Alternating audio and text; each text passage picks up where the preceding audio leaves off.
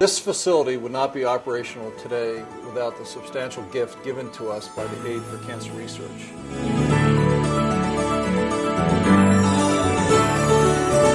What's unique about Aid for Cancer Research is that it's a homegrown product. This is a group of women that got organized and, raised tremendous amounts of money. It really gets some researchers off the ground. Without the support from the Aid for Cancer Research Foundation, this work would have never come to fruition. Nearly 60 years ago, a group of women living in Boston formed a volunteer organization dedicated to raising money for medical research in the then emerging battle against cancer. That was in 1947.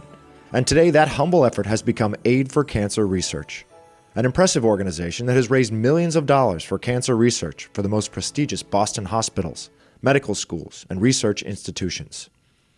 Their work has transformed the lives of so many people by providing critical funding for the fight against cancer. They were a very dedicated group. They were young mothers who were at home, who had more free time than a lot of our young women today. And it seemed to flourish because there was a real commitment, and we met in each other's homes.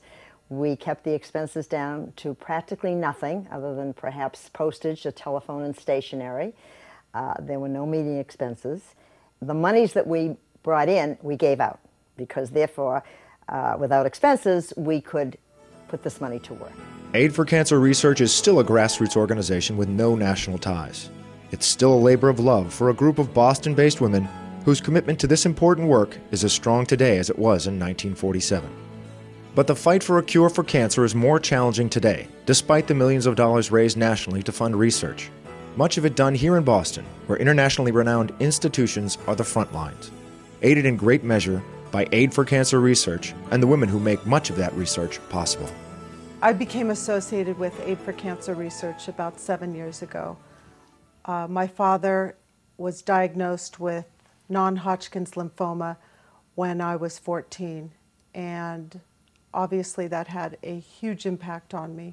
It came to be 5 years ago that I was diagnosed with thyroid cancer, which today I'm doing extremely well. But it made it that much more personal for me, so that I felt I had a voice to decide where this money could be channeled, that I wasn't just sending a check to a national organization, not really knowing what was happening to it. Aid for Cancer Research is an entirely volunteer organization, so all the money goes directly to help cancer research rather than the huge administrative costs that some organizations need to operate. At Aid for Cancer Research, where we have approximately 26 members, we decide together as a group where we want the funds to go. And that feels really good to me. Aid for Cancer Research works in conjunction with a medical advisory board comprised of world-renowned physicians, funneling their resources to where they're needed most. Well, the medical advisory board consists of 10 individuals with a local reputation or national reputation in cancer work, not just research but also clinical work. And we represent the major medical schools and institutions in the Boston area. Our major contributions have to do with reviewing proposals that are brought to the Aid for Cancer Research for where the money is spent every year. The second has to do with the funding of fellowships, and those are for people that are primarily in research in labs that, like in a similar situation, might not have full federal funding or institutional funding. To date, I've already purified, cloned, and crystallized the receptor, the viral receptor, that is so critical in the initial stages of viral attachment. Without the support from the Aid for Cancer Research Foundation, this work would have never come to fruition. Another unique contribution of Aid for Cancer Research to the medical community is its ability to respond quickly to urgent and immediate needs for equipment, a laboratory, or a fellowship, something unmatched by any government or private agency. I am really proud of some of the major gifts we have given, because I feel that the impact they have made on the greater Boston community is huge. We are lucky enough to have a new way to use radiation to treat children with solid tumors. And the Aid for Cancer Research was very generous, and one of their largest gifts was actually to help facilitate some of the startup in the software for this very expensive new technology called protons. So proton therapy is just another form of radiation therapy, which is an integral treatment modality for patients with cancer. Protons have the intrinsic advantage, though, versus X-rays, in that they reach a certain distance in tissue and literally stop. So there's less dose being delivered to normal structures. It helps us give a higher dose to resistant tumors and increase cure rates. But as important, it reduces the amount of dose to normal structures, thus reduces the side effects of radiation therapy. Well, this facility would not be operational today without the substantial gift given to us by the Aid for Cancer Research. We needed to build a system to integrate computer science and imaging science and attach it to facilities such as this, which is a treatment arm of the facility. At a critical time, we were not able to get federal funding, but we were able to get a substantial and generous and extremely worthwhile gift from the Aid for Cancer Research.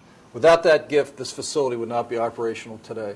The digital mammography system is a type of imaging system to look at the breast. It's similar to film mammography, but instead of your mammogram coming out on a piece of film, the images come out on a computer screen. So by having the latest technology, and the software keeps improving, and the images are even better than when digital first came out, it allows us to find more cancers and keep our patients with the latest up-to-date equipment. Thanks to the very generous donation that Aid for Cancer Research gave us, it allowed us to install our first digital mammography unit on the screening floor, and probably about 40% of the women were done with that one digital unit.